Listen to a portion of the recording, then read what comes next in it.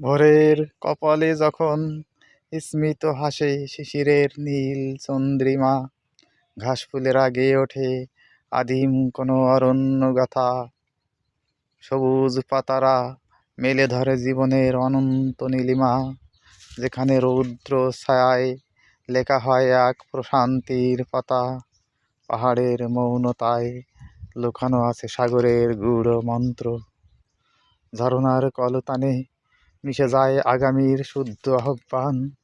আহ, কি নিপুণ কারুকাজে জেগে ওঠে সব কুড়ি ও মুকুল।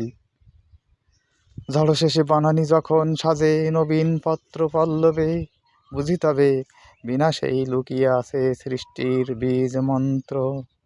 অন্ধকার ভেদ করে সূর্য যখন উদিত হয় সগৌরবে, গুছে যায় হৃদয়ের সব গুমোট বিষাদতন্ত্র।